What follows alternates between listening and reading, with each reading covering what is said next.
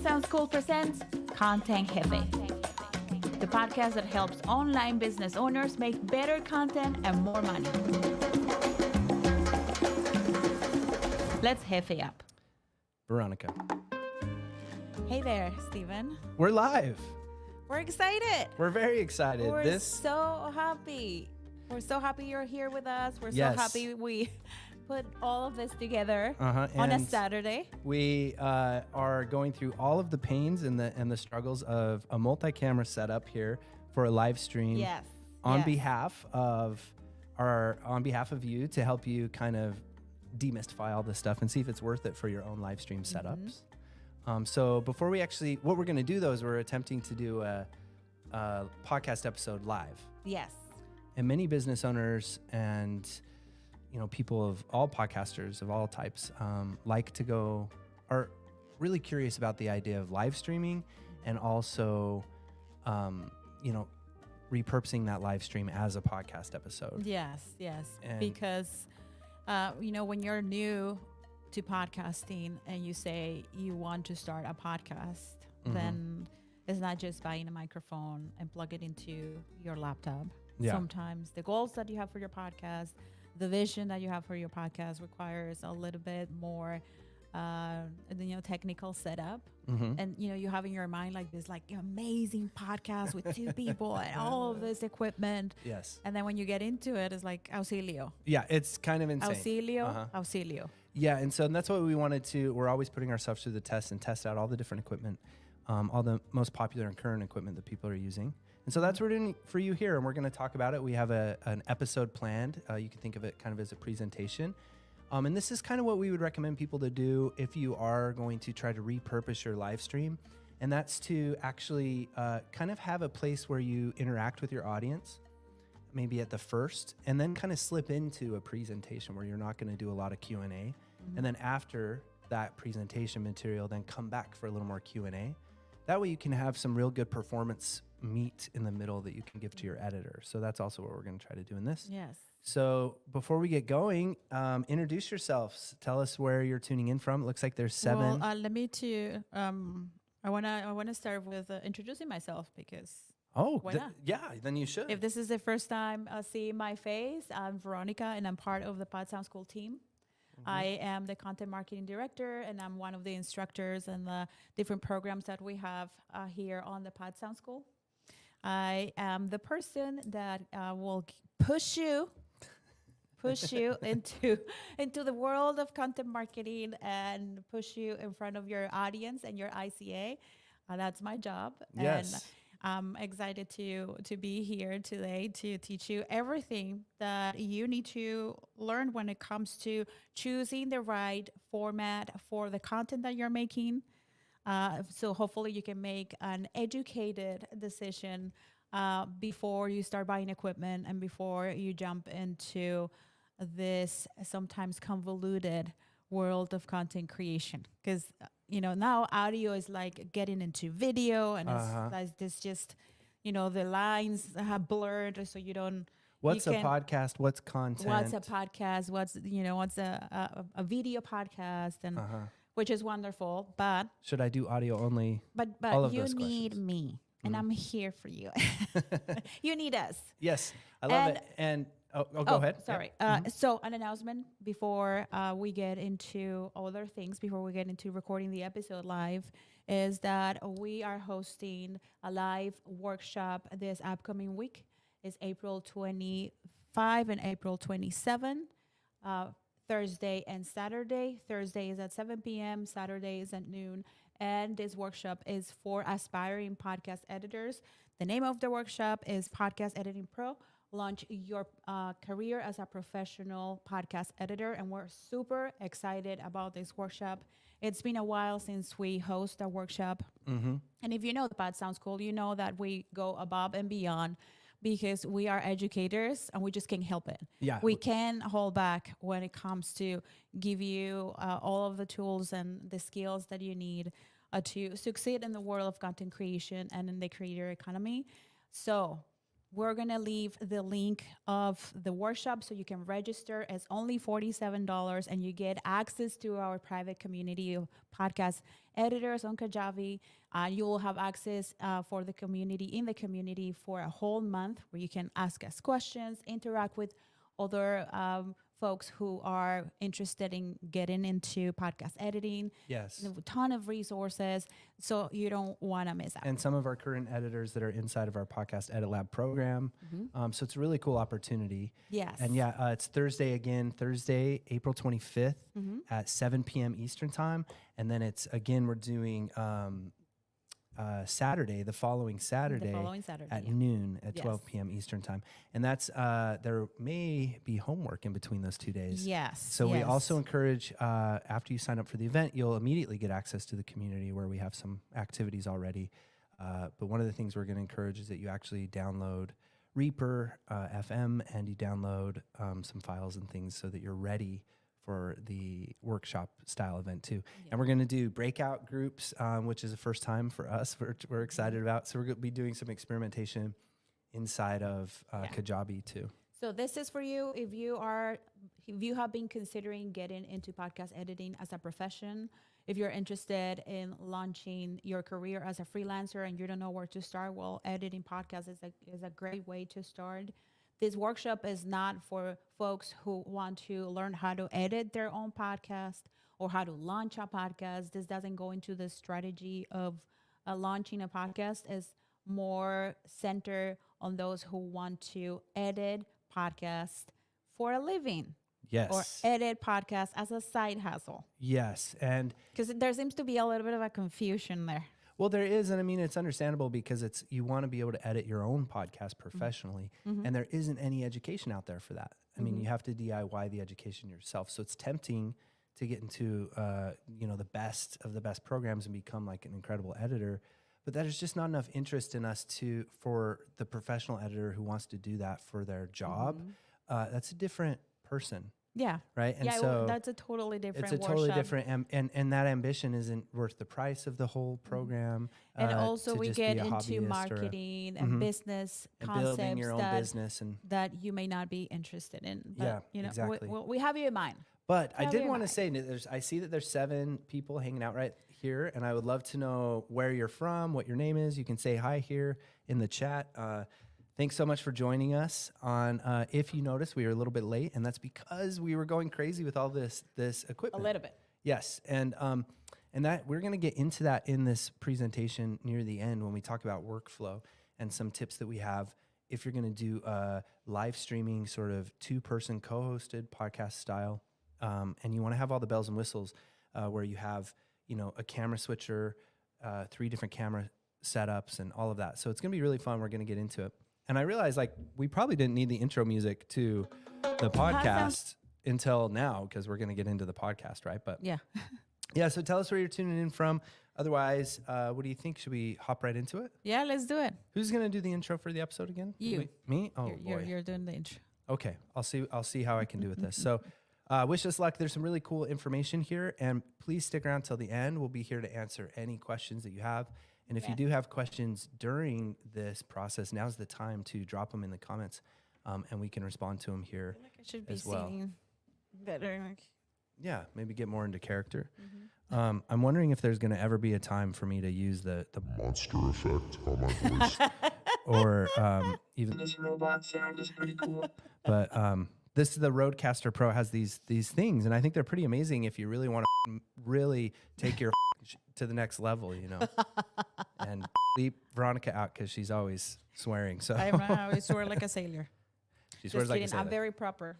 So, English is my second language. So what I've done here is I kind of forgot when we first started, but I've also on my computer I also have OBS going, and I'm not using OBS as a virtual camera. You can do that. I'm using OBS just to record onto the computer, which is really awesome because it can record at a very high quality level. So it's already recording, and then that's going to give us something really nice to share with our editor after the fact. So are you ready? Yes, I am. I'm going to turn our voices down and do the same intro thing we did before. Okay. Hot Sounds Cool presents Content Heavy. the podcast that helps online business owners make better content and more money. Let's jefe up. Hey, Veronica. Hey there. Here we are. Another episode of Content Jefe. Yes, and this one is really cool because this one is all about a common theme that we're just really sharing a lot right now, and that is video podcasting. And this time it's specific to a 3-camera, multi-camera setup to video podcast. And you've probably, if you didn't check it out, we also had a video podcast setup video on our YouTube channel where we go through the really cool equipment that Rode sent us, but also incorporate one camera and how you can use one camera and OBS, the software, to create a camera switching effect with just that one camera.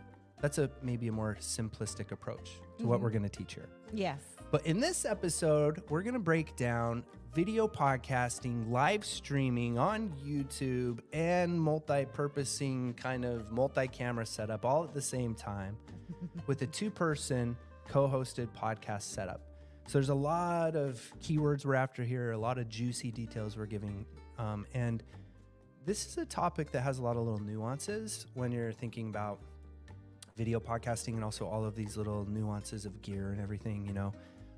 So we're going to get into the bells and whistles of that by dividing this into 3 sections for you. The first one is going to be, we're going to talk about the equipment, just a quick rundown of the equipment that we're using specific here. And so this is also a video podcast if you're just listening to this podcast. So make sure you come check it out video-wise on YouTube, Content Jefe, or on Spotify, Content Jefe. You'll find the video version of this podcast so that you can see the equipment that we're talking about and see the camera switching in action.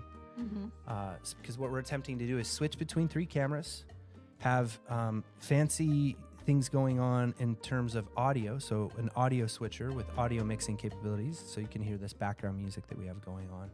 So that you could really put on a live event or a live show in a way that has a lot of production bells and whistles, but then also still have something really high quality to share with your editor after the fact.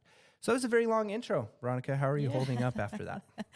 I'm doing great. Yeah. Yeah. I'm doing Okay. great. I'm doing great. So we divided this episode into 2 parts. Yes. The first part, we're going to be talking about the equipment that we are using here to live stream and record our podcast, which, in my opinion, is very intense.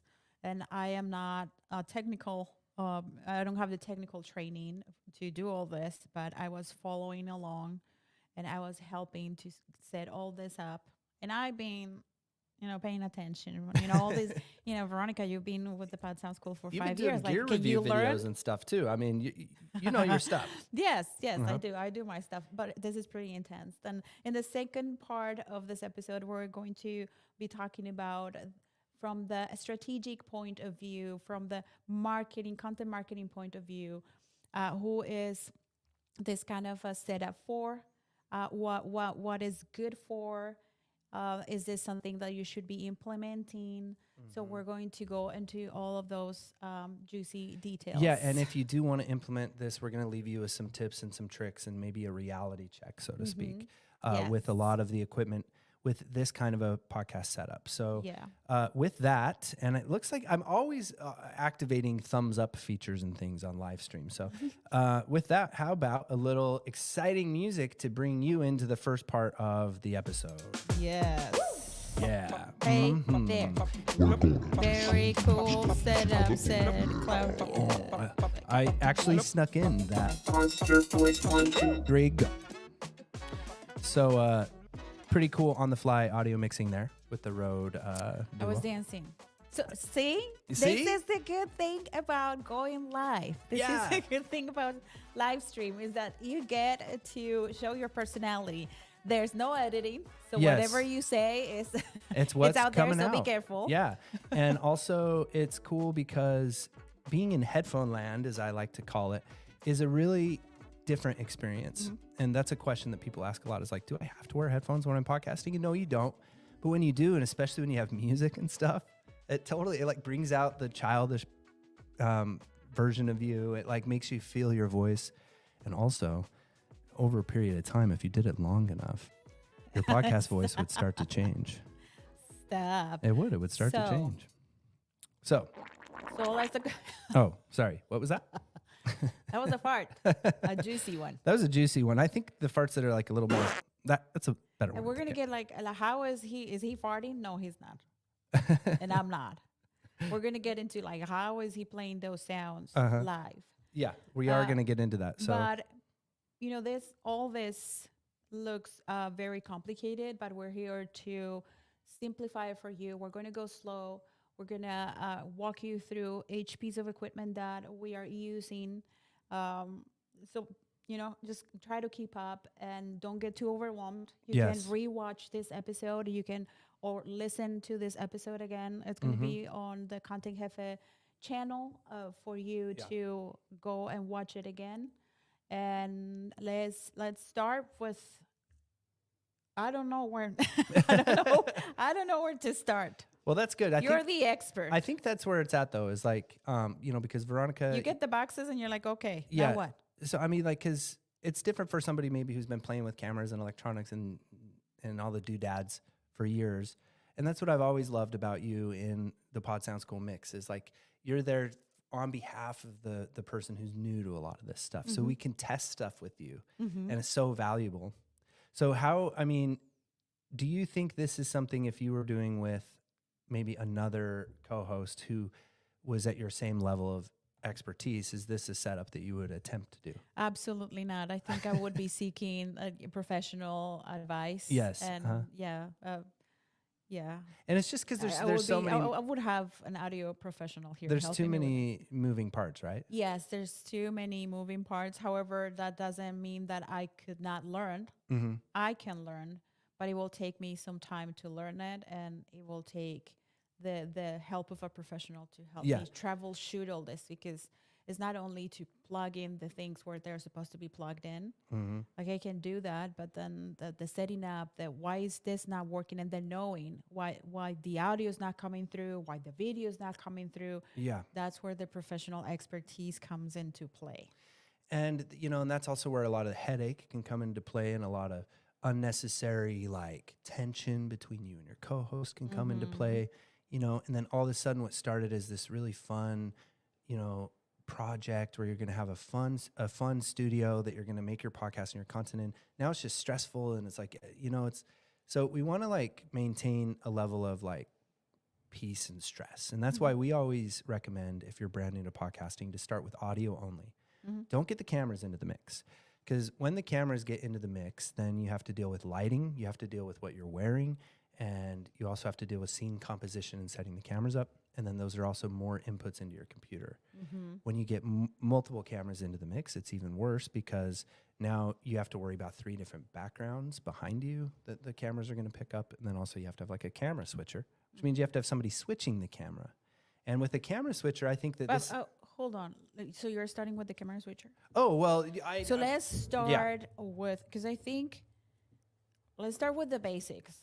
Let's start with the computer, because I don't think just a regular computer, you need a powerful computer to pull all this off. 'Cause Yes. I could see myself buying all the equipment, and then my computer is just not up to the challenge.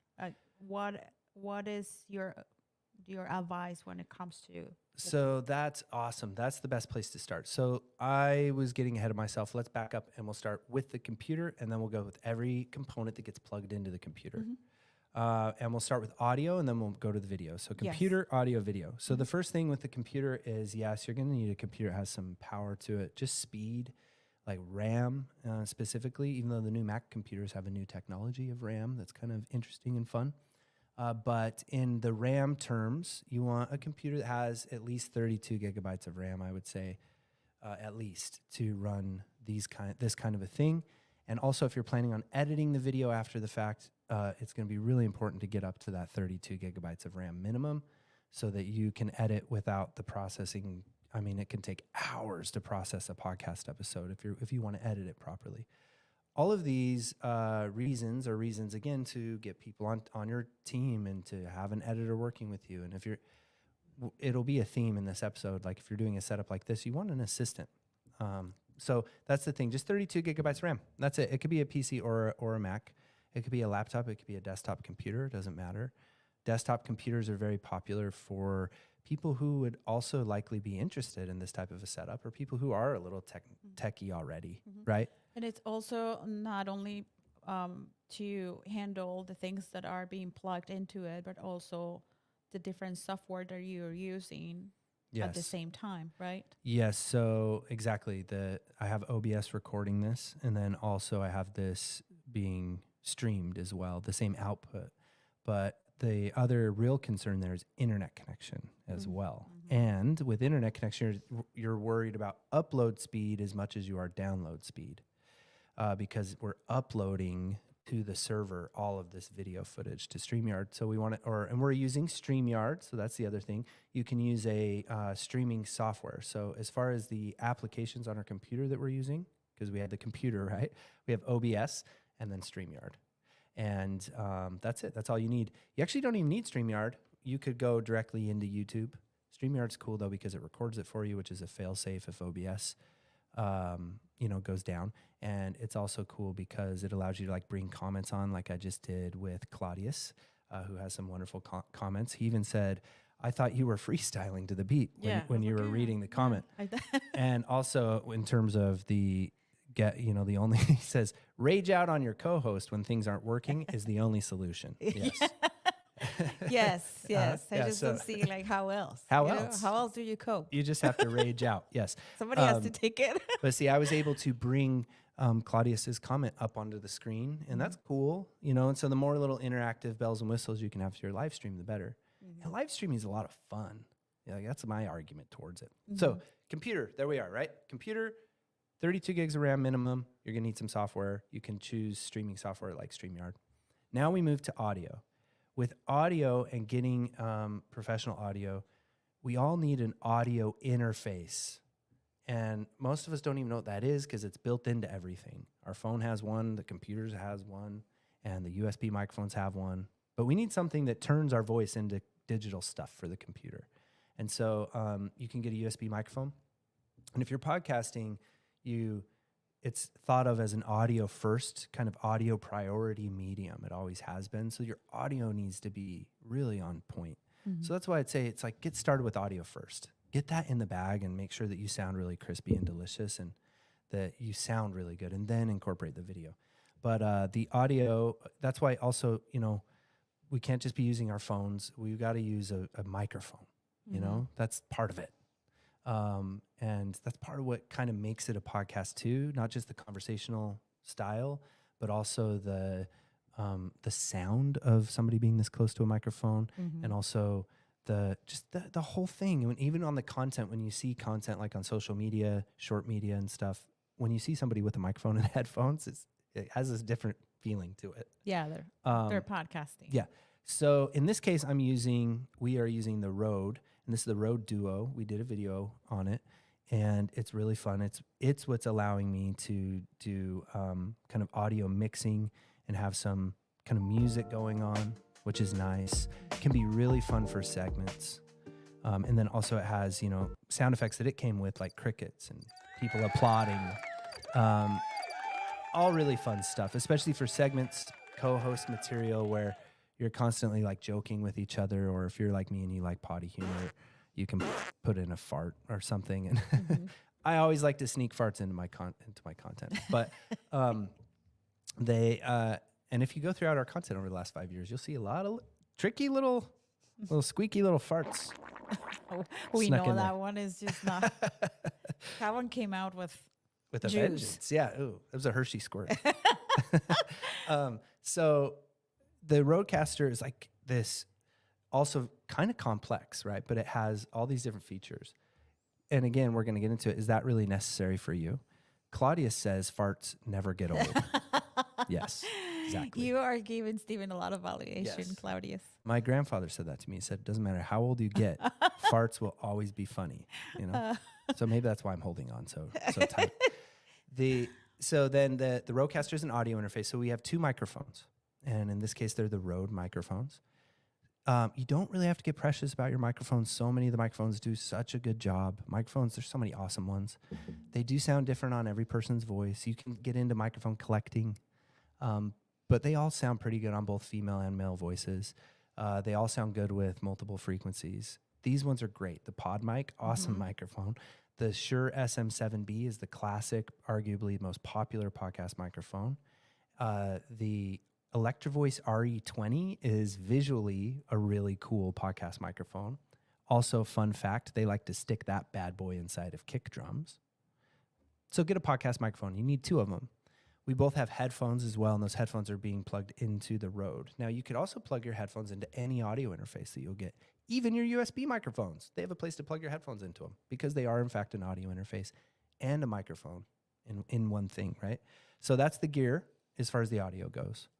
And that in itself actually has all sorts of complicated problems. You have to know how to get levels on the microphones, right? And you have to know how to speak in the microphone, how to avoid pops, and things like that are all going to improve your performance that come with practice. But it is nice to have training in that. It is nice to take some time to DIY it, find some videos on YouTube. Obviously, we have a ton of those for some of this beginner level stuff, or to get into a coaching program. And we have coaching programs too. Our sort of signature program, which used to be called Smart and Sexy Podcasting, we've now changed it to Smart and Simple Podcasting, and we have a big wait list for it and highly anticipated. We are gearing very close to a June launch of our first cohort with that program. So, get into a program where people can train you about some of these things, and you can fast forward yourself like years into the future. And also just like, this is how the equipment works. This is how you set it up, see if you can get on a support call with a coach. It's always worth the money. It's always worth the, training yourself and going through the education. And luckily we're getting into an age where this education is becoming more available with companies like the Pod Sound School. Yeah. So I'm excited. I'm excited for Smart and Simple Podcasting. It's going to be good. That it's been my baby in the making. 9 months. And I'm almost going to give birth to it. Yes. It's coming. It's been in the making for a long time. Yes. Because we had different iterations of it. It's a really crazy thing, right? Yes. Yeah. Well, and it's because I really wanted to learn from the people that I'm making it for. So, and that's actually what were the needs? Not complicated tech, streamlined. What kind of tools or solutions we're going to be using to record the podcast. Streamline the workflow so it doesn't take a lot of time. So I needed to get into the weeds of like really learning and understanding what people out there who want to launch a podcast in a simple way needed from us before I would put that product out. Yeah, or even develop the program. And that's actually something that like I think if you're brand new to business, you can really relate to. And it's just that, we learned this the hard way multiple times. I don't know why we wouldn't just learn the first time, but it's much better to develop a prototype first and then to test that prototype on a small audience or get a pioneer group of people to help you build the thing and then sell it. Because you'll spend months developing products and then you finally get them put out to the public and you find out that nobody's really that interested. Yeah. And it's So actually, don't do that. it's not that they're not interested in you or the value that you have to share with them. You just didn't package it right, or you didn't find the right way to make it valuable to them because you didn't spend the time to understand what they perceive as valuable. But we weren't supposed to get into this, I think. Yeah, well, we're not supposed to. But we're done. We're almost however, done with I the have a equipment. question when Please. it comes to the audio part of it. Uh-huh. Because you're using the Rodecaster Duo, but that's piece of equipment is more geared towards those who are live streaming. I would say that, yes. Or those who maybe don't want to edit or, can't be bothered with too much post-production. So this is also really good for people who just need something so that they can sound like a podcaster right off the bat and maybe send it to like Riverside FM and then use Riverside to just kind of export it. So there's very little editing involved. It's a good option for that too. But then you need to have all of the, your pre-recorded intros and everything. They're ready for you. And also, like, we went through the setup of it, and it took a little bit of time, and it has a little bit of a learning curve, right? Definitely. Every piece of equipment that you have is going to have a learning curve to it. Mm-hmm.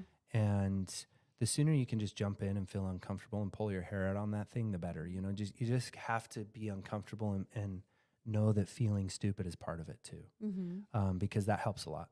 Yeah. However, like, you know yourself, like, if in the past you have struggled with setting up software, with setting up, not even your TV, like, certain things that you can just not, if you're not good at, it doesn't mean that you're stupid. Yeah, no. It means that you're just not good at. So why Uh-huh. would you buy a piece of equipment that is going to require more learning from you and more of a headache when you just can get something more simple and then record in a simple way and then send that to an editor and let them deal with the complicated side of podcasting, which is the editing? Because here you're going to be like pressing the buttons and like doing that. You need to have that mental Yeah. capacity, like, okay, here's the intro and here's the music and here's the segment and here's Yeah. the, So and setting that up. that's a wonderful place to segment into the next level of gear. And that is the video side of things, right? Yes. And then also what you mentioned now with the video side of things, we're talking live streaming in particular.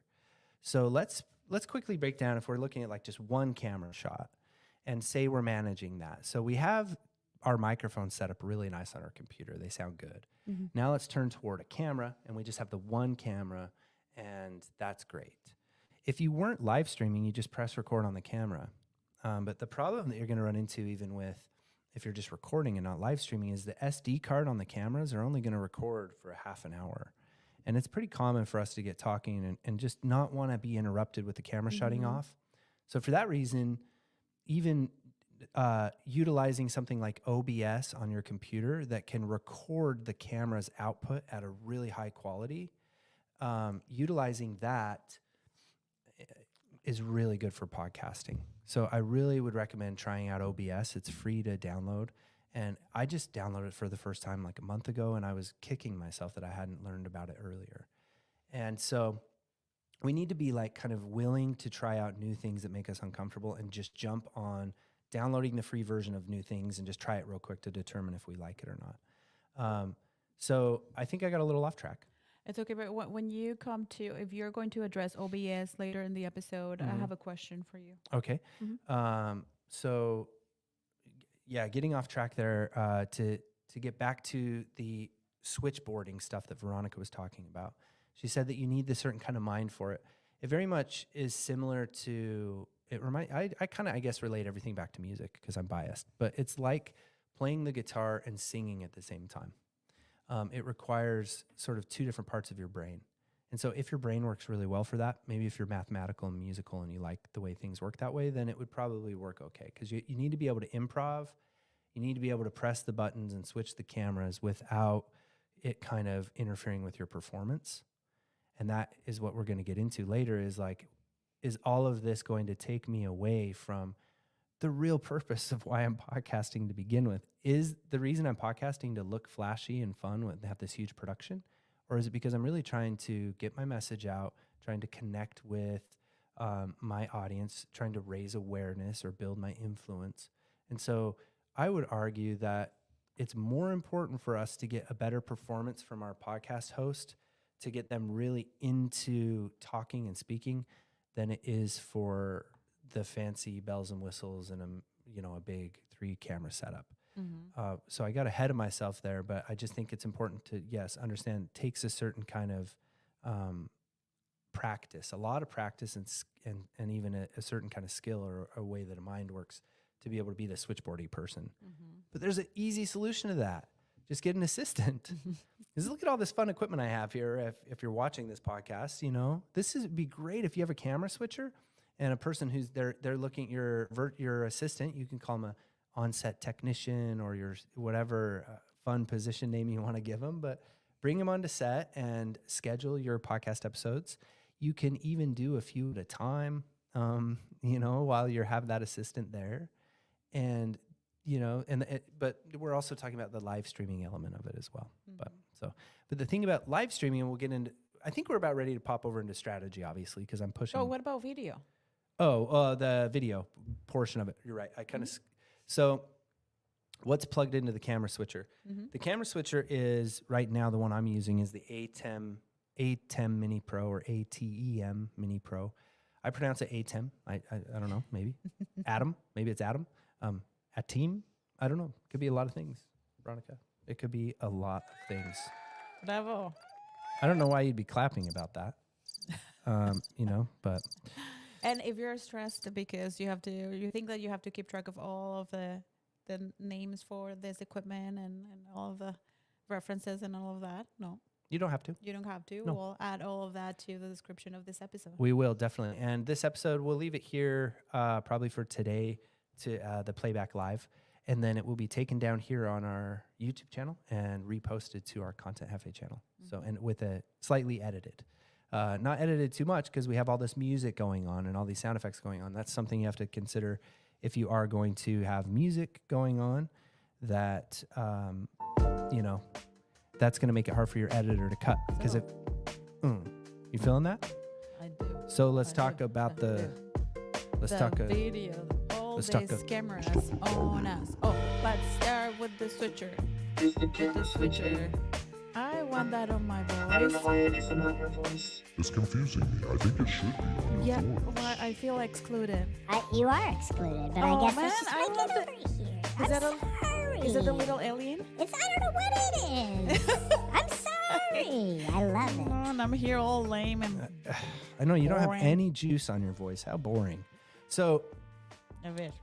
there's this HDMI switcher, and that's all it really is. Like, I don't know at what generation you were born, but let me take you back in time. I know this is gonna take a while. Do you remember the switchers with the I the need VCRs?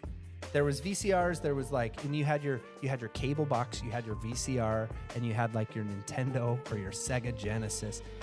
And I grew up poor. Oh man, I'm sorry. I didn't have any of that. But somebody in the neighborhood had to have like an Atari, right? They probably had an Atari and There like was a only VCR. one kid in my neighborhood. That kid had Here an comes with Atari. the- Did he have? Here comes And I the- can hear my kids. Here Hey, comes here we Mambus. go. La víctima, Yeah, la pues. víctima, pues. Sorry, mom. She you had didn't it have so the hard when she was opportunity. a kid. Yes, I grew up in Colombia, okay? Prados del Sur. Prados del Sur. Very poor neighborhood in Colombia. Anybody from Prados del Sur? Yeah, let us know in the comments. That'd be crazy. Sangre. Yeah, we can meet there sometime. So basically, it's just a switcher, and with the switcher, you press a button and it will change to that output of the camera. This is also cool for when you're recording. It's also cool because this camera switching that I'm doing is being recorded in OBS. So this will be one file, which is important. I guess is easier for your editor. So, but you could set it up to where you're going to record all three of these separately. You could also have all three cameras themselves with an SD card. You could have them recording. So but again, you have that half an hour shut off time, and then they're just going to cut off and you'll lose anything after that half an hour. So you really do need something to record this live stream situation. If you weren't live streaming, you could set a timer, and we've done this, and then you set the timer and a half an hour goes off and it interrupts you, and you go press record on the cameras again and press record on your digital audio workstation again, or wherever you're recording the audio. Which is why, like, let's say you're not very tech-y, right? You want this fun setup, but you just want to keep it as simple as possible.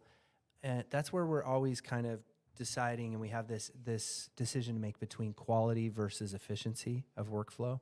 And so sometimes we're going to compromise and lose a little bit of quality to make our workflow a little more efficient. And so in that case, I really like Riverside FM for that, to record directly into Riverside. And I think that's really good as an editor to work with your clients, because then you can just log into their Riverside to download their files. And as a client, it's a really great way to work with your editor, because then you never have to also worry about file storage, because as you can imagine, these files build up pretty quick. So really, we just have 3 Sony cameras. With multi-cameras, I think it's really good. It's a really good idea. It just went black there for a good minute. It's a really good idea to stick with the same camera model. And also, you will, a little tip here is either use zoom lenses that give you a nice high focal length number, you could say in a simple way, more specifically 50 millimeters. So 50 millimeters is going to be zoomed in enough that you can get it out of the view of your wide angle lens. Did that make sense? Yes. So the wide angle that sees both the host and the co-host is going to have to be pretty far away. And the issue that you're going to get into with that is that if you want to have two cameras for each of the host's face, those cameras are going to wind up getting in your wide shot. So there's a lot of back and forth with setting up 3 different cameras. And that's why we were late for our live stream today in our experiments.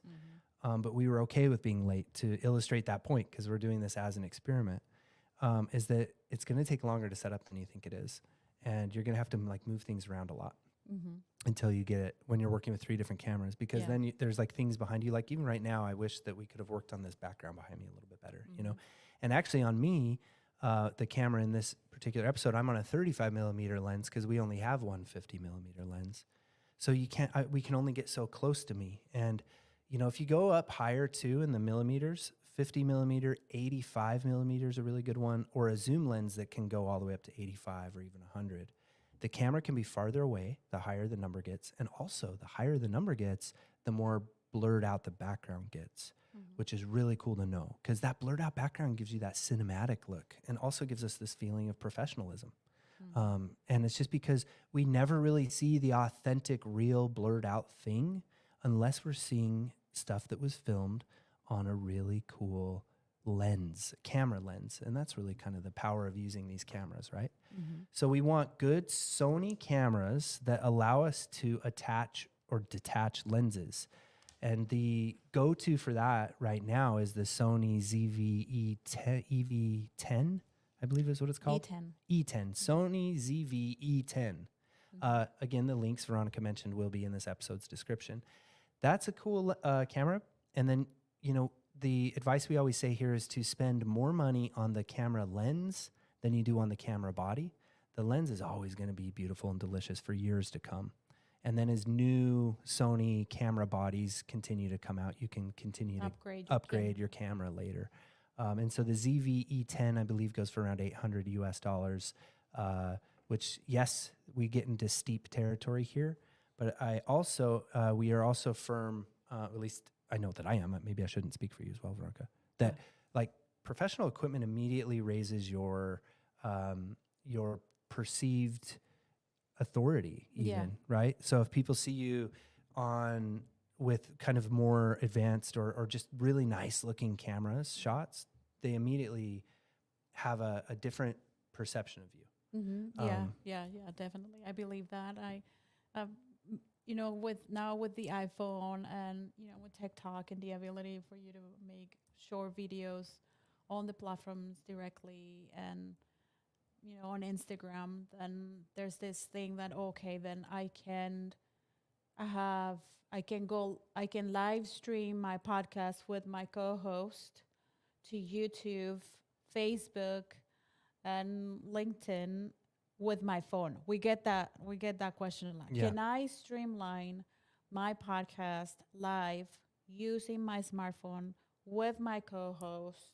So it goes live on YouTube. So there are. So then the co-host would also be using their phone. Yeah. So there are limitations to what you want to do. So that's why it's important to start with your goals. Like, what's your goal? What's your goal, and what's your budget, and what's the return in the investment that you are seeking with this type of content that you're making? Yeah, I love that. And and another thing, that when you were talking about the equipment and how it took us, quite a couple of hours, to get good set up. solid hours to get all this set up. This is good for you if you're doing it yourself, or if you're doing it for a client, that you schedule things in advance to troubleshoot the equipment, to have your client sit down and maybe record a few things, a couple of episodes. Test recordings are amazing. Yeah, test recordings. So when your client is going to go live, everything is working smoothly and you're not, sweating bullets and and looking like you don't have your shit. I missed the your bleep. caca together.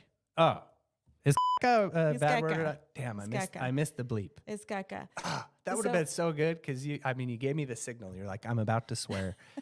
Another thing that is very useful is for you to have a checklist. Yes. Whether it's for you or whether it's for your client, have a checklist. So everything is, working correctly, Yeah. working smoothly, and you're not forgetting to set anything. Yes, I love that. Yeah. So let's just to summarize before we move on to the next point. Have a checklist with your video setup. Start with the computer, move on to your audio interface, get the audio sounding good, and then incorporate the videos. Think about a way that you can record the video before it hits the internet and record the audio also before it hits the internet. I like to think of this as the double ender. And with the Double ender. I just can't help myself. With the double ender, that means you're going to record it locally on your machine before it hits the internet. That will really give you really good quality that you could send to your editor. If you don't want to mess with that, then use a good recording solution like Riverside FM. Descript also has acquired Squadcast, and they have a really good remote recording solution, both of which actually prioritize recording quality over the connection. So you're going to get really good recording quality there. And that's it, really. And use a Sony cameras. We recommend over Canon. They're a little more friendly with streaming. And with that, we're going to move on to strategy, Veronica. So Strategy. Strategy, yeah. Strategy. Yes. So this is the part that I like the most because it's like the talk that you need to have, the discussion that you need to have with yourself or with your team when you are planning to launch a podcast of this magnitude. Because this isn't easy, as you can imagine. The investment in equipment and training and people supporting you. You may hire people directly, create a team, a production team for your podcast, or just have one person that will come and help you record your podcast, or you may outsource the whole thing, whatever it is. So who is this kind of setup for? And if the setup is for if you will have a co-host or if you're going to bring guests to record your podcast along with you in your studio. If you're going to be recording with your guest remotely, well, there's no need for you to have a second microphone and to have all these cameras if you're going to be recording your podcast remotely. So if this is the idea that you have, just kind of like have that conversation, like, in the same location and that vibe, then this setup is for you. yes, and maybe to add on to that, I think it's just if a setup that it's a pretty big budget. It's You're going to want $5,000. I would say more than or that. even more than that, but it would be a minimum of 5,000 US, probably more like 10 US dollars. $10,000 US dollars to get something like this set up. So Yes. that's also who this is for. And then also in having your budget to have an assistant or either training or a coach to help you get started to save yourself all that headache should also be part of the investment. Yes, yeah. So that's when it comes to like the logistic part of it and the investment. Also, like you may have all of the equipment and the support, but is it something that you feel comfortable with? Is that something that you see yourself doing, like going live and entertaining an audience live? And maybe there are certain things that you want an editor to take a second look at what you're recording, because this time, how people get canceled for saying things and That they don't really mean, that they don't really mean, or it's taken out of context. Yeah, taken out of context, and Yes. you want to have that second set of ears and eyes looking at your content to protect, the image, to protect your reputation that you've been building over the years and the reputation of your company. If you're doing it for your company, then this is not for you. I would recommend not go live, but you can have. You can record your interviews like this. You can record your podcast episode, but you wouldn't go live necessarily. Now, and on that, it's kind of fun to just, especially at first, to kind of experiment with lots of different things. going live will give you a different energy. There's something magic about having an audience. It pulls a different energy out of you. We've always had so much fun with it. But that's, I think, with this strategy, when you're asking, like, why should I? And if you're going live, what's the strategy there? Like, what are the real benefits of going live to begin with? Yeah. So the benefits of going live is that people get you real. You get to connect with them, because this is, that in real time, we are sitting here on this table talking to you and you're listening. There's no filters. So there's a connection that is being made. It's not something that is pre-recorded, that is edited, that is, perfectly polished. It's just us answering questions, interacting with an audience, and connecting.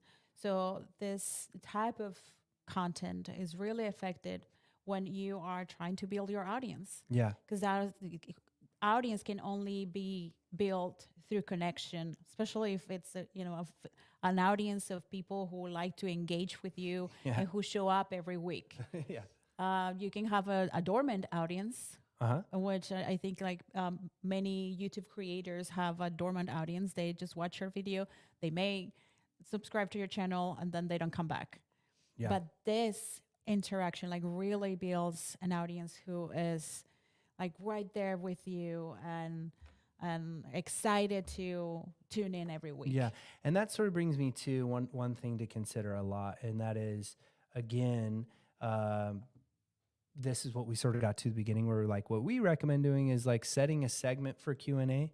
And so dividing your segments of when you interact with your audience. Just going live, though, by yourself, even if you kind of don't directly engage in comments and stuff, is still effective for what you were saying, because people still do see you out of your scripted, kind of more, rehearsed self. But you definitely, I would probably say, if you're not going to, do a Q&A segment or kind of respond to some comments at least a little bit, then maybe you shouldn't even go live. You shouldn't even go live. Yeah. Right? Yeah. And then the other thing, and this is very powerful of what we're doing here, is in one time, in this window of an hour or 2 hours, how long it takes you to live stream, to put all this together, the amount of content that you're making is insane. Yeah. And if you don't have the time to make your content, this is it. Because you go live, you interact with your audience, then you get audio, then you get video. Yes. And the video can go on YouTube. The video can be repurposed into short content that can it's go wonderful. on LinkedIn. Yeah. That can, it's just it can give you all of your content. All of your content. Basically, people always say content is king. Yeah, I love that expression, and maybe it's your first time hearing it, but in what we do, I hear it every day. But content is king. It's well, let's break that down. What type of content is the king of content? And it's got to be video podcasting. Maybe it used to be blog posts, but now it's video podcasting, and you get everything. So especially nowadays, where things are changing in terms of advertising, and more people are pouring into content marketing because they see the value of it and they know this is how people respond better. Actually, I'm going to get more sales. You could get, the money that companies are putting into advertising, they would get more conversions and more leads and sales if they put it into content marketing. Of course, content marketing takes time to build, but so does an effective advertising campaign. Yeah. And here comes the problem with only having audio only, and how difficult it is to grow an audience with audio only, and how the way that the industry is set up, that the podcast platforms are set up, is to give a lot of light and a lot of power to those shows who are in the top 1%. And those are the ones who get featured. Those are the ones who get a lot of listeners. Yeah. And favored. And, the other podcasters who are in 99%, then you struggle growing your audience with Yeah. audio only. So that's why it's important to introduce video, because with video, you can leverage the power, the SEO power of other platforms Yes. to grow your audience. To grow your audience and to really get at what we're getting at, I think here is the difference between trying to like become a famous podcaster versus using a podcast as either part of your content marketing and your overall sales process of your business, or as the cornerstone of your content marketing. So that's what I was saying is like it's the king of content because it could be everything. So you would get one setup like this, you set yourself up. I like to think of it as the CEO setup. Is one, and you can get a CEO setup, a solo person setup, very similar to this. It would just be one camera, one microphone. The only difference is with a co-host, then you need another like two more cameras and one more microphone, and then a camera switcher. But so there's more equipment with the two-person setup. The two-person setup is really cool, especially if it's in your budget to be flying people in, or if you have a lot of people at your within your local area that you'll be interviewing, or people even within your company that you'll be interviewing. Like this is so fun. And it creates a much different kind of podcast experience. And I love, my favorite podcasts are ones where you actually have the two people in the same location. Yeah. Remote podcasts are also really awesome too, though. You know, to be able to do it remotely. And this would also kill two birds with that stone as well, because with the same setup, you could also go live. And if you're already using something like Riverside FM or Descript to record your podcast into, then you could also use that to connect with guests remotely, which would be great. Yeah. Yeah. So that was we good with talked strategy? about, yeah. So to add a little bit more to that, so we add kind of like the logistic part of it, and you know, who is this type of podcasting setup good for? Yeah. Also, something important is to think about your goals, or you know, the return on your investment that you're seeking with this type of content, because you know, we see a lot of businesses and a lot of independent podcasters just getting into investing a good amount of money on this, and then they don't have it clear, like why are we making this for? Yeah. So if you are creating this for your business, just have in mind that the whole reason why you're doing this is so you can create relationship with your clients. Yep. So you can, you know, educate your audience, so you can ultimately sell more products and build your authority in the industry and network and all of those things. And that will be the ROI that you're seeking with this project. Yes, I love that. So, and to switch into the next chunk or the next section of this wonderful episode, I would say the takeaways here when it comes to strategy are, what are the takeaways? So the takeaways is that this takes a lot of investment. It takes a lot of investment. It takes a lot of investment. Work and experimentation. And learning. That you will need a person helping you. You will need a team of people helping you pull this off. But you're basically starting a marketing company. You're basically starting your own marketing agency when you make a podcast. Yeah, your like media, your little media production. Your but little it can media be production part of your company. marketing. Yeah, and all of it from a business standpoint would be tax deductible. It would be part of your losses.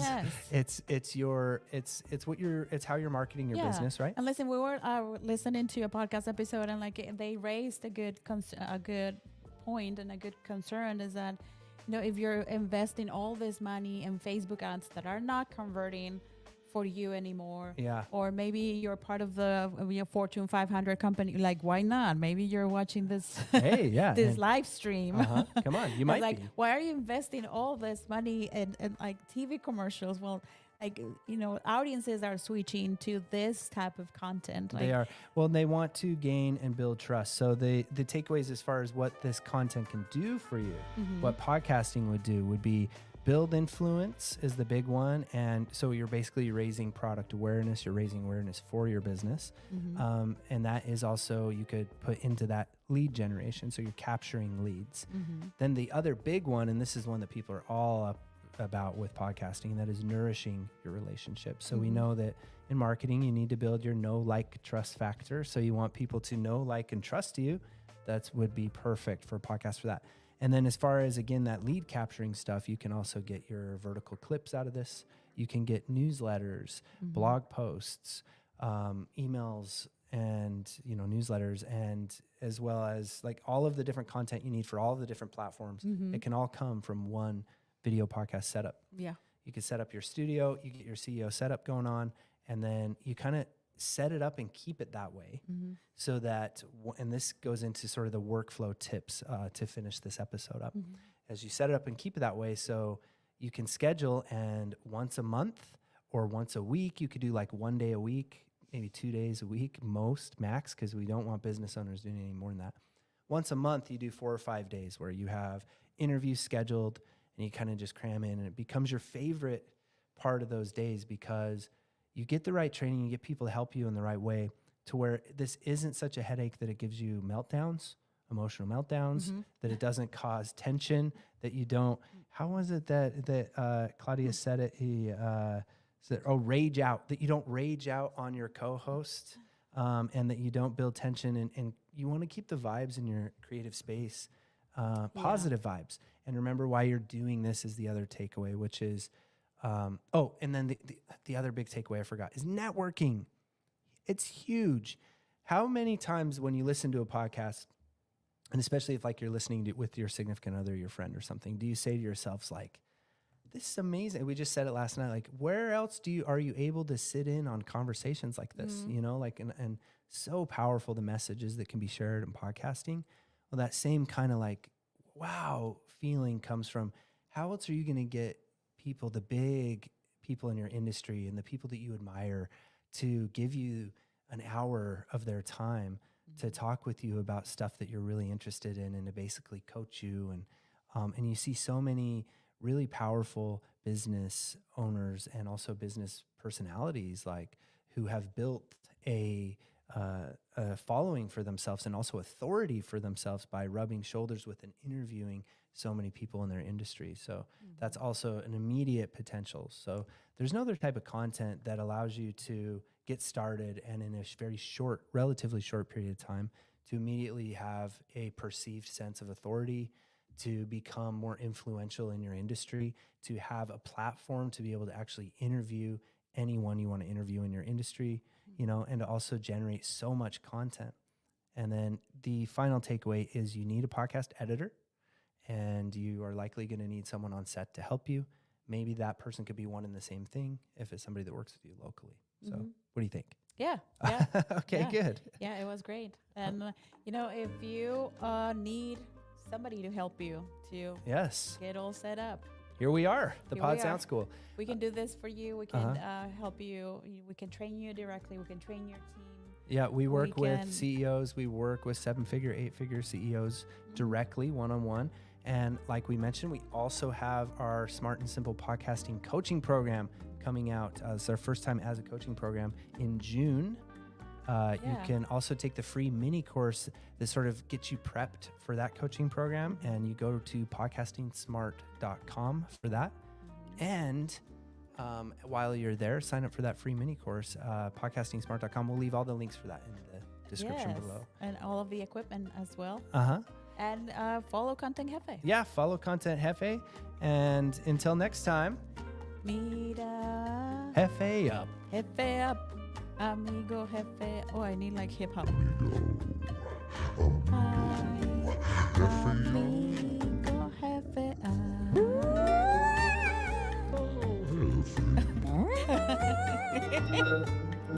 Jefe Quit your day job. Like, I want that. I don't know.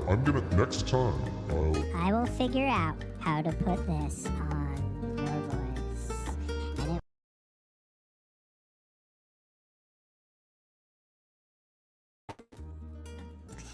And it And now I can't figure out how to take that off my voice. And now, as promised, we are here for a Q&A session. And thank you so much, everyone, for hanging in.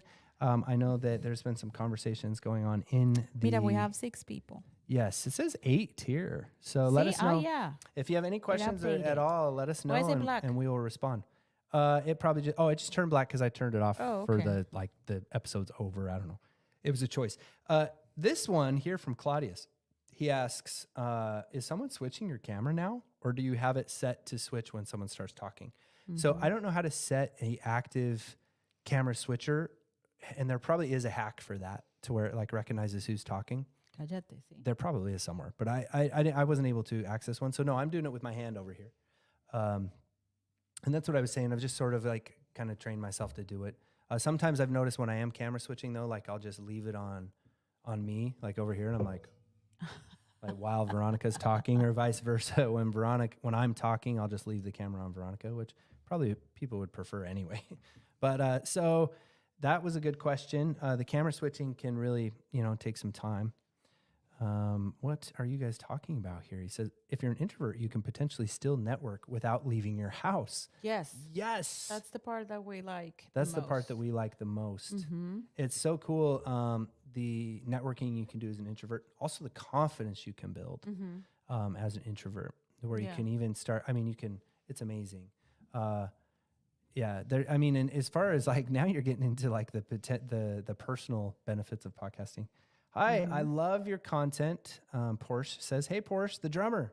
So if you're a drummer, you can handle a camera switcher. I love your content. It's been so helpful for me. That's cool. Do you have a podcast? When you say it's so helpful, I'm guessing you have a podcast. What's your podcast name, Porsche? We'd love to know. Come check it out and subscribe to it. Somebody wanted to, Marilyn Monroe's. Oh, says, what song is that? Great live. Marilyn, what song is that?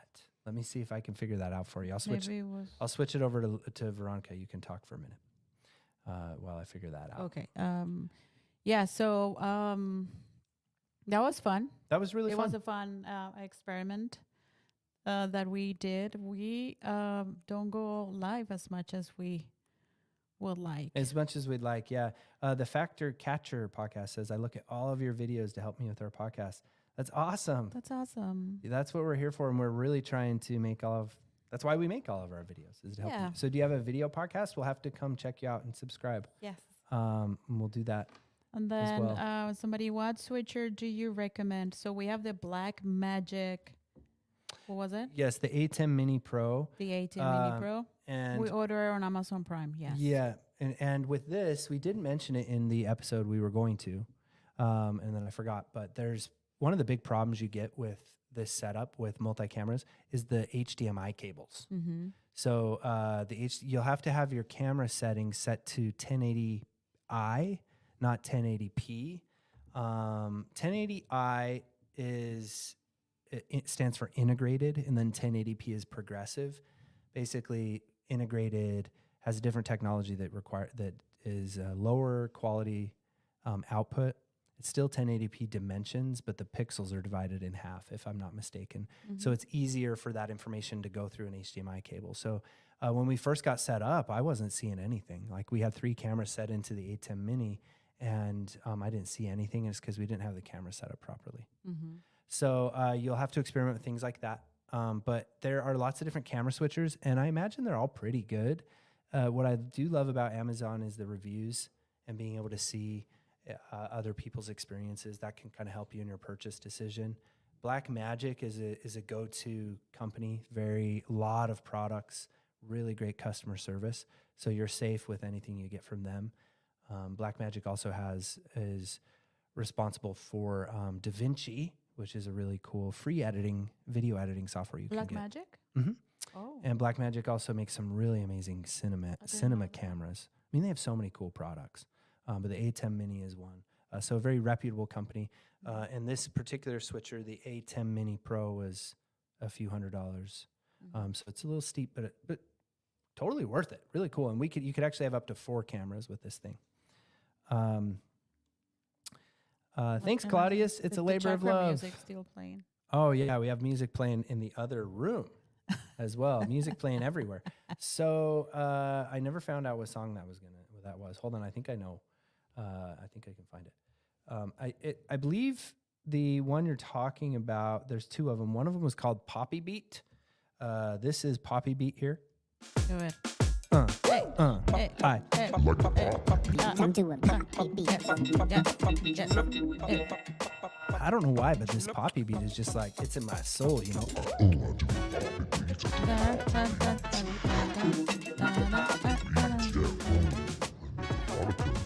Started out by working to improve it. So every Poppy week. Beats was one of them, and then the other one Go, was Philly. this one I really like on from artlist.io is where we got these tracks, and I'm really liking an artist on there by the name of Novembers. We use a couple November songs in our content, and that was this one. Where was it? This one, if that's the song you were talking about. And this track was called Last Train Home. And I really wish I had some reverb for the Last Train Home, because I feel Like that would sound nice, but I don't have reverb on here. I do have this Voice disguise. Which is nice. So hopefully that answers your question there. That was Last Train Home. And hello, let's see, Felipe. That's so you're all talking among yourselves, which is awesome. Can you recommend an outsourcing editing company? This is from Squid Game. How's it going, Squid Game? Outsourcing editing company, do you mean to find a podcast editor? There are, there's the places you can go like Upwork to get a hold of podcast editors. And We have also, editors. we train the best editors in the industry. We can hook you up with a good one. We can hook you up with a good one. You can contact us, podsoundschool.com. You'll find a way to contact us on our website. You could also just email either one of us, Veronica at Pod Sound School, Sounds cool. or Yeah. Studio Steve at Pod Sound School. We don't have an agency to where we necessarily will like take a cut from our editors or anything like that. They're independent contractors. They're freelancers. But we have the best editors So in you the industry. negotiate directly with them. We don't Yeah. take a cut Uh-huh. because that's not our Yeah. business. I will say our editors are the premium editors of the industry as well. So, you will pay a premium price with our editors because we train them to charge as much, but way worth Oh, they're it. good. Oh, they're so good. The thing about our editors is once you get a hold of one, you don't let go. And most of them are going to wind up getting hired by the companies directly. One of them already has. And they're just because in this world of editors, it's not just about removing the ums and uhs and all that. It's also about all the other extra services they can offer you. Yes, there's the confidence of knowing, like Veronica said, that they have your back if you say something you shouldn't have, that they make you sound clean. They know about compression and EQ and noise reduction and de-essing and all of that important stuff. They also know about loudness and normalizing and all that fancy stuff. But then in addition to the audio production and being audio professionals, they also understand the nuances of podcast video editing, adding captions, and then taking the transcript that you get and using that transcript to repurpose it into things like newsletters and blog posts for you, to write your show descriptions for you, to upload those things on your behalf for you. I mean, and if this could be a podcast editor that does all this for you, imagine that person being on your team. You want an editor like that. It's pretty powerful when you get somebody like that on your team. Your content marketing basically is taken care of for you quite legitimately by one person. It can be. Was sort of our frustration. That's how we built our program, is because all of the editors we were working with from Upwork and other places that we found editors, we wound up training them. And so we put together training programs. Any other questions? They don't about anything. We're here. Yeah, there's one. Oh, How what is can it? someone become one of your editors? You can become one of our editors. Actually, we have a cohort coming up. Our next cohort is May 1st. Class starts.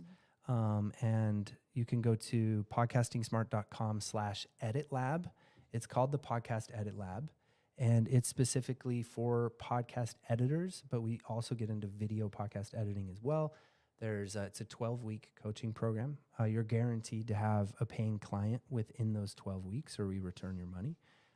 It's the only program of its kind. It's really incredible. It's called Podcast Edit Lab. It's a $6,000 program right now, so it's important to know that. But we do have a payment plan that is $527 a month for 12 months to make it accessible for you. That payment plan is really cool because there's no interest on it, so it's a good way to finance that. And it's also, we love the payment plan because it's that's kind of typically what the lowest.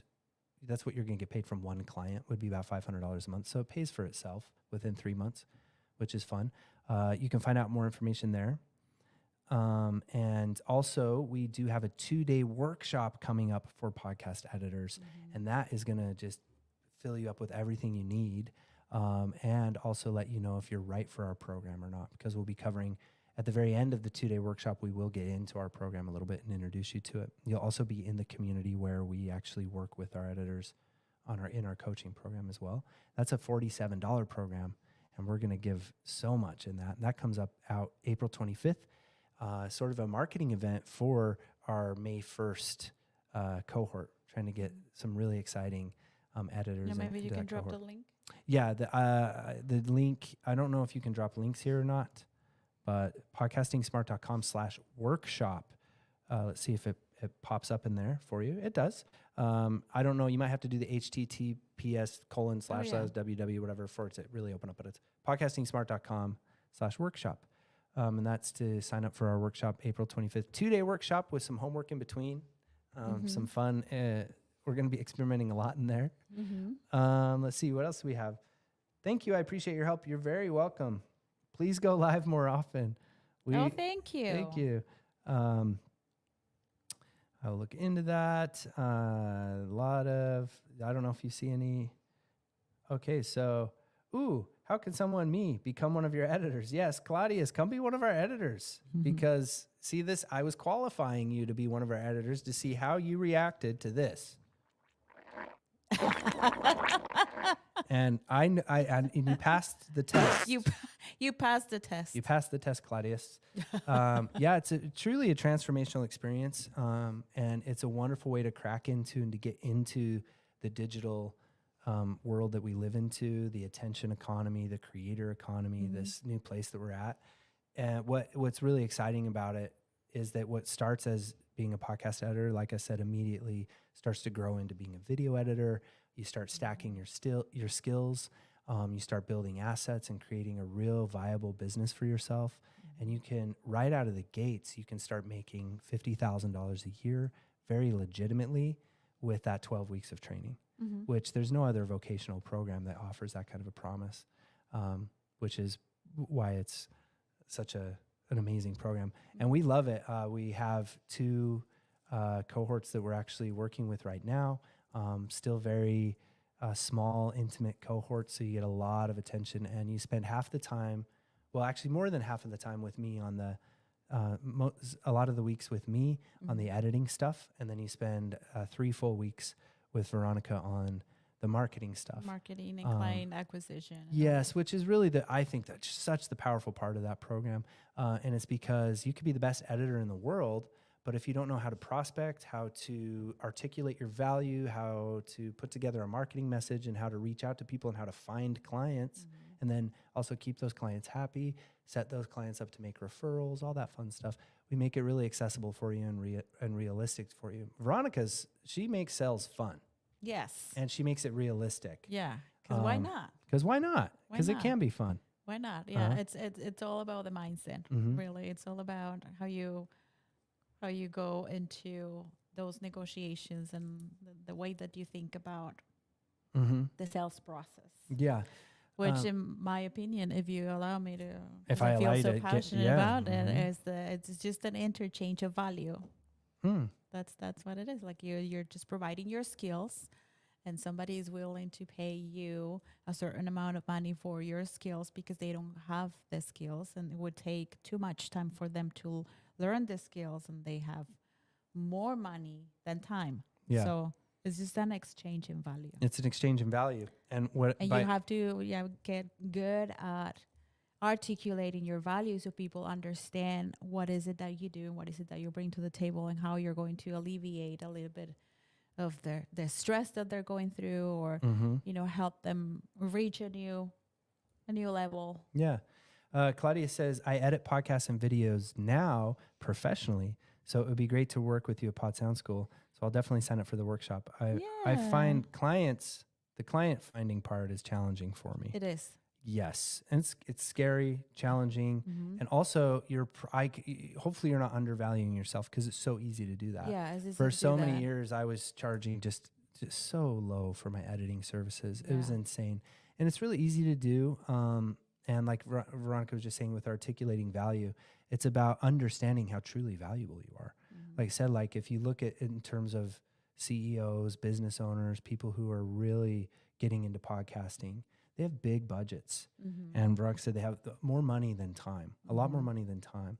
And they need a team of people to help them with their podcast. But when they find you and when you say, okay, like I can help you with and you realize what you're really selling, it's not about like saying that you are, that you do noise reduction and you remove the filler words and that you put it at minus 16 dB LUFS for that. They don't want to know that stuff. They want to know, I take the work off of your plate for you. I save you time. I give you status. I make you sound good. I make you sound like your favorite podcast. What's your favorite podcast? Ooh, I can make you sound just like that. I do customized episode trailers, and then I turn them into really fun vertical audiograms and vertical clips for social media that you could share on LinkedIn for your, because I understand that you're trying to grow your business and I'm here to be a part of your business and help your business grow. Yeah, I think that's the sometimes not, I'm not going to say the problem, but I think that some of the issues that freelancers get into, especially when they're into podcast editing, video editing, and that's that because it's so new, something that is so new for some people, especially people who are, or companies that are getting into this podcast video production as a marketing tool. That you have to spend some time educating your prospect.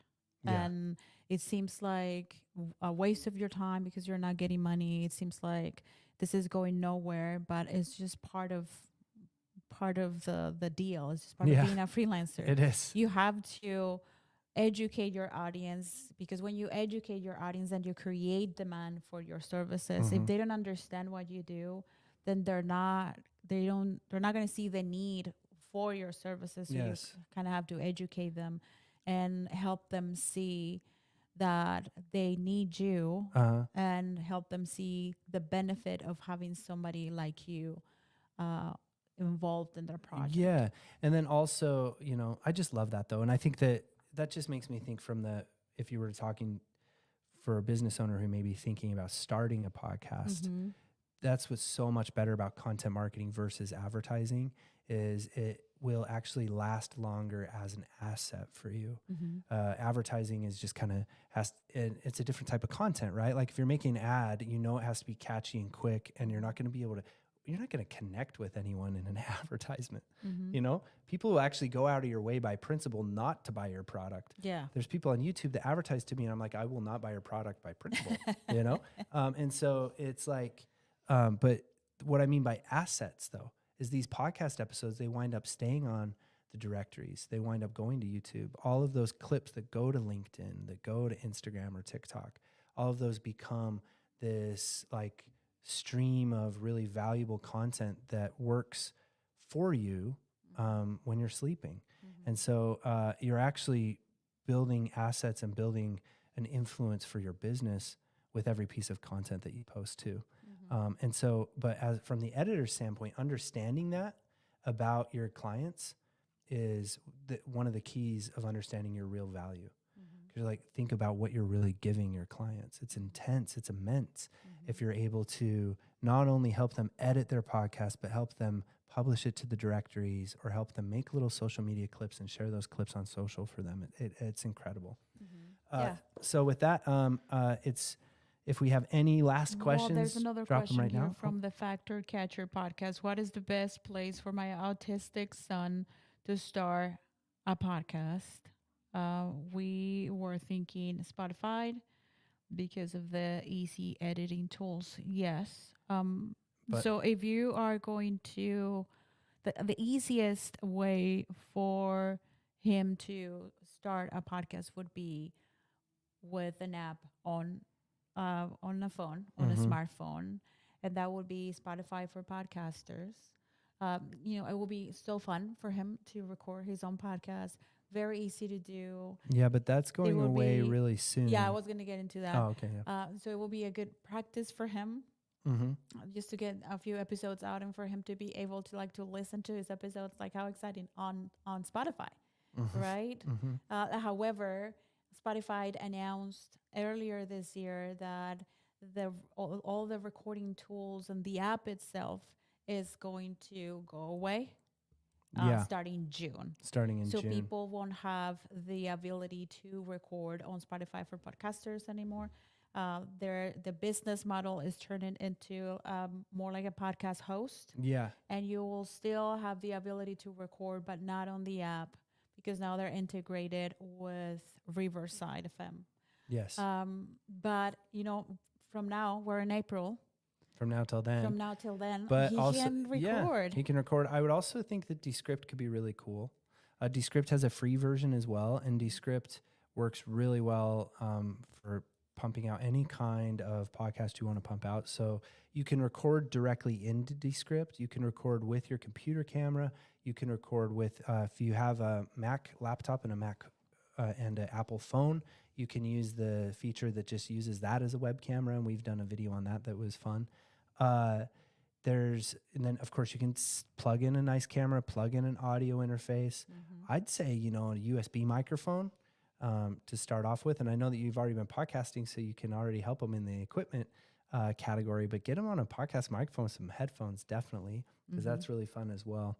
And then in Descript, because with Descript, then the editing is really accessible if you don't have it in your budget for an editor, or if you'd like him to try his hand at editing, which I think is also really incredible for, and I don't know how old your son is, but it's really, really good for kids to be doing that. And so, and depending on their mind, depending on their brain, and the autistic mind sometimes is really great with editing, with the technical stuff, with focusing on certain things. And if it happens to be that thing, then it winds up being kind of a superpower and can really unlock some really beautiful stuff there. So good luck with that. I think that sounds really exciting. It does. Yeah. We have another question. What is it? Well, we have two more how long? questions. Oh, here we go. Here's one right here by Porsche, the drummer again. How long had you been in podcasting industry before you started gaining traction on your podcasting clients as freelancers? We start since very- year one. very early on. Very early on. Which So- had to do with Veronica's reaching out to people, really. Yes, you have to become, you can't just sit down and wait Until you have 1,000 subscribers. until you or- have, Yeah. or until you have things put together. Mm-hmm. Okay. It will never feel like you have your caca together. Yeah. Oh, I need the bleep. Try it one more time and say the It real will word. never feel like you have your shit together. I lost it again. I'm not good at bleeping. So this is what we did. I just started reaching out to people on Instagram and asking them, "Hey, are you interested in starting a podcast? Like I watched your content, I read your blog, and you just have this personality that will fit so well into a show. Like having a podcast. We are podcast producers. We help people launch their podcast. And then if you sign up with me, because we were new, we didn't have a following, we were not recognized in the industry. So I just added a few perks that were for free. I can help you with your market research, help you with design your show.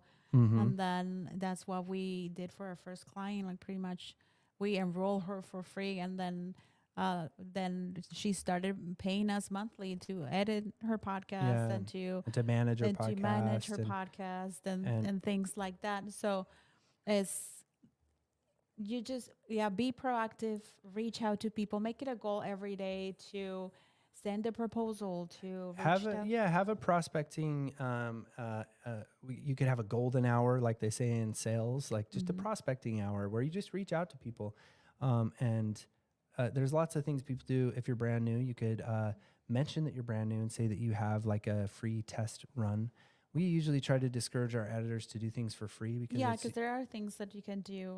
You don't have to. Yeah. Like for example, having a portfolio. Yeah, having a portfolio and things together. I love, though, just to do things before everything's together, much like making a prototype for a product. Until you start getting clients, you might not know what to offer. This is something in our program that our students when we get into packaging the services. So if you become this really diverse editor and you have all these services you could offer, I can do podcast management, I can make audiograms, how do you package that in a way? And so it's really easy to get hung up on all that instead of just getting on a Zoom call with somebody and figuring out what they actually want, and you don't even have to have it worked out. You just get on a Zoom and you're like, hey, tell me about your show. Ask them. This is a big one. Ask them who their favorite podcast is. Most of us most of us get into podcasting because we have a role model who inspired us. So who would you like your podcast to sound like? And then that's wonderful. And then you just repeat their desires back to them. So it sounds like you're looking for somebody who can edit your show, but then also be very helpful if you had somebody who could publish it for you. And then also you're really interested in growing on social media too. And you've seen you've seen this X person, this your favorite podcaster, like he does or like she does. Well, I can do all of that for you. And I actually have a few different packages. Would you like me to send you a proposal with my packages? And let's schedule a follow-up call for to talk about the proposal. And that gives you a little time to put together your proposal, and you don't have to have like 3 packages perfectly figured out. You don't have to have like your portfolio perfectly fleshed out and sounding and looking great. You just start connecting with humans. Yeah. And then It's all about connection. And Yeah. It's connection and action. And then there's also, when you're first getting started, there's likely, I think it's really cool to tap into your local market. Because that we also did that as well. We had a really cool company, a local company when we were in Utah, and we did a really cool, helped her set up her podcast. It was called the She's Simply Amazing podcast. Yeah. And she worked for a cosmetics, a spa, A med spa. a med spa. And so really, we were able to actually physically go into her office as podcast coaches and help her with her equipment and get everything set up. And it helped us to realize what clients actually struggle with and what they need help with. And that's what you need to do. So it kind of, that's the thing is like, don't be afraid, just get people on a call. Yeah. And realize that you're also trying to find people that you would love to work with.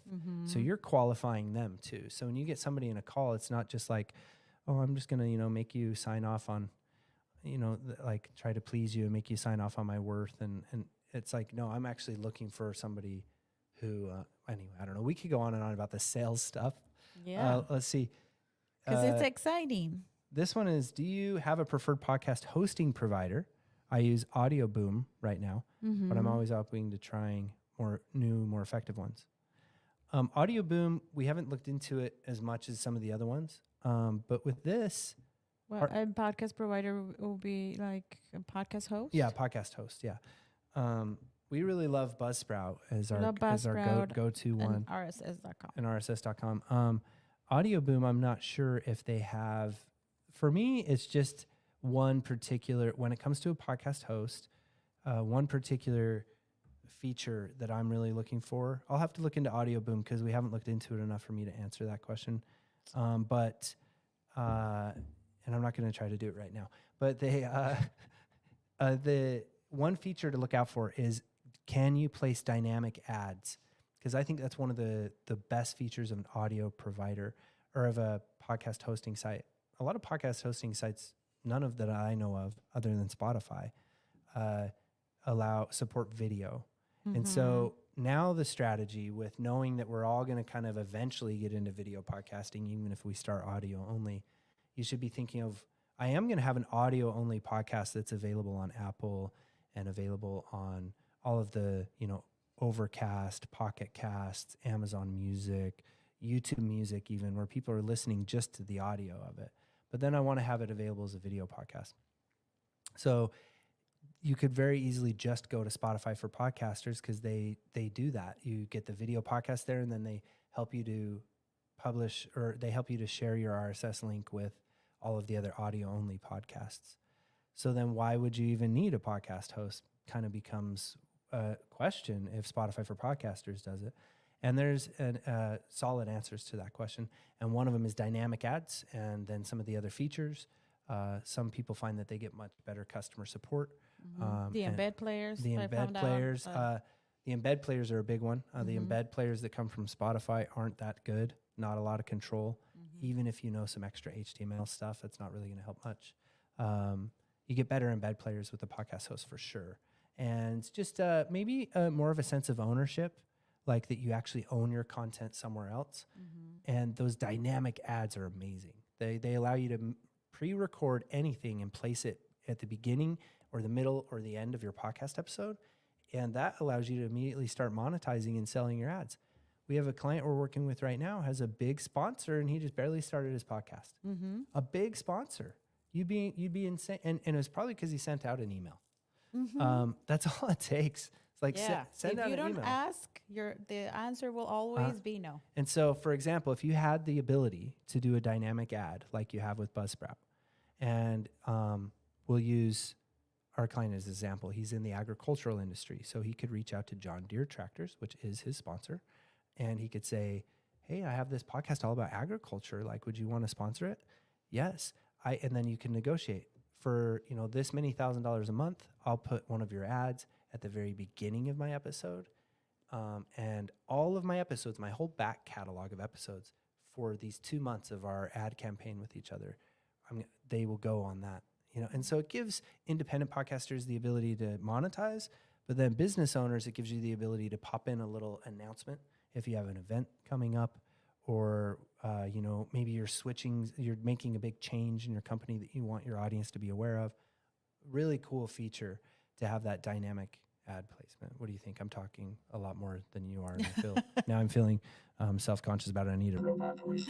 No. It's great information. Okay, That's yeah. Well, with that, any last questions No. before we let you go on this beautiful? Thank you so much for being here with us on a Saturday. Thank you for your attention and for your amazing questions. Yes, and Claudius, do make sure to sign up for the event. We'd love to see you there.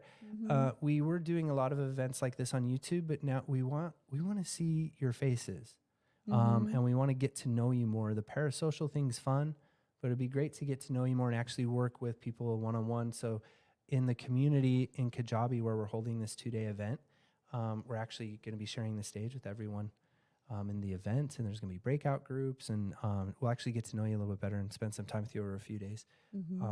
And we'll probably plan some events that last later than that as well, because you'll have access to the community for a whole month to get a taste of what it's like inside of one of Pod Sound School's communities. Yeah. And it's only $47. So everyone, go check that out. Go to podcastingsmart.com/workshop. And until next time, thank you so much. Hopefully this experiment was really helpful for you.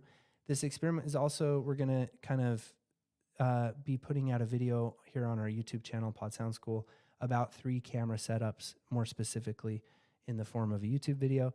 And this, again, as a reminder, you'll find this podcast episode presentation that we gave probably next week sometime pop up on Content Hefe. Yes. All right. Well, I guess we could put up some cool music to take us off too. Yes. All right. We can. Goodbye. Goodbye. I hope.